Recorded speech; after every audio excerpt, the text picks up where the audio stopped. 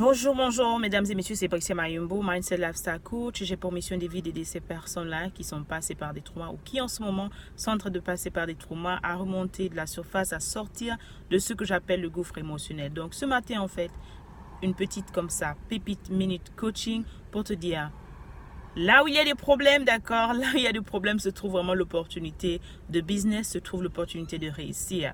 Comment savoir en fait? Reste connecté sur cette vidéo.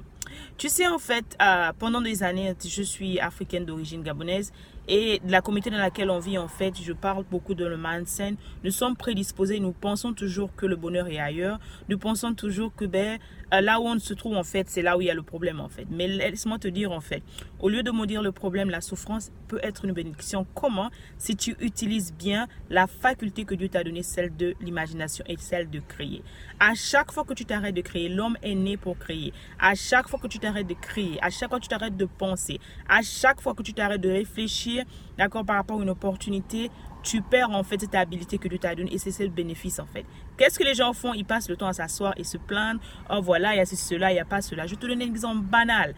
Tout le monde se plaint en fait qu'il y a l'insalubrité. Tout le monde se plaint en fait qu'il y a les mouches qui viennent nous trouver. Je me rappelle de cette époque, nous étions assis à table. C'est l'un des moments les plus misérables. Tu vois, la mouche arrive en fait. Pourquoi? Parce que la poubelle est pleine. T'es-tu déjà assis et réfléchi un moment? Et si au lieu de m'asseoir avec mes amis et commencer à prendre et m'asseoir autour de la bière, à prendre un verre et tout, et si on se réunissait en tant que jeunes, nous sommes là, jeunes du quartier, on n'a pas de travail, et si on s'arrêtait et on commençait à créer une association en fait pour, je sais pas quoi, notre quartier propre par exemple. Tu commences avec ce que tu as.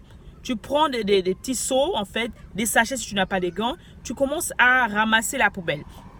Tu commences à ramasser, tu commences à faire, comment dire, un appel d'offres et tout, avec rien du tout, avec ce que tu as, juste avec ton imagination. Pourquoi? Parce que la première personne qui est d'abord empêchée, qui est d'abord dérangée par cette odeur, c'est toi en fait. C'est toi qui restes à côté de ce qu'on appelle les matitis chez nous. C'est toi qui restes à côté de cette poubelle-là en fait. Donc tu peux commencer à créer quelque chose. Qu'est-ce que tu peux créer dans cette galère? Qu'est-ce que tu peux créer dans cette situation qui te dérange en fait? C'est comme ça qu'il faut réfléchir en fait. C'est comme ça que les riches deviennent plus riches. C'est comme ça que ceux qui sont là continuent de créer parce qu'ils créent. Ils créent à partir du problème. Tant qu'il n'y a pas de problème, il n'y a pas d'opportunité d'offre, il n'y a pas d'opportunité de business en fait. Donc je t'invite à vraiment créer, à vraiment réfléchir de cette manière. Au lieu de t'asseoir, de te plaindre comme tout le monde, au lieu de t'asseoir, d'accuser X et Y parce que c'est ce sur quoi on nous a habitués. J'aimerais que tu utilises la situation dans laquelle tu te trouves en fait pour créer en fait quelque chose, pour inventer quelque chose, pour créer un business, pour commencer quelque chose, pour alléger en fait la vie de quelqu'un.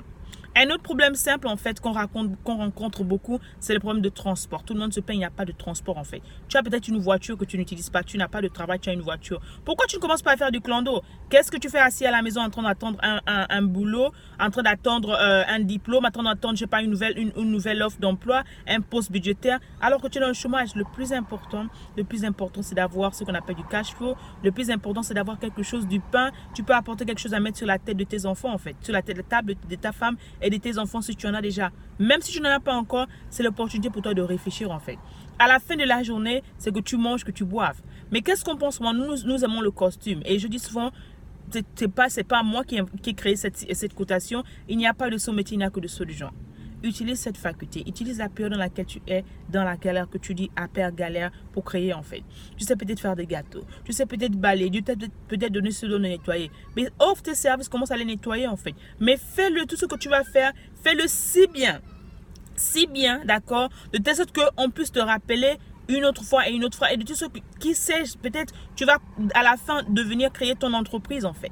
Donc, soyons créatifs, utilisons cette faculté que Dieu nous a donnée au lieu de nous asseoir et continuer à nous plaindre en fait. Parce que ce n'est qu'en utilisant cette imagination, qu'est-ce que je peux créer? Quel est le problème que je peux résoudre autour de moi en ce moment avec ce que j'ai en fait?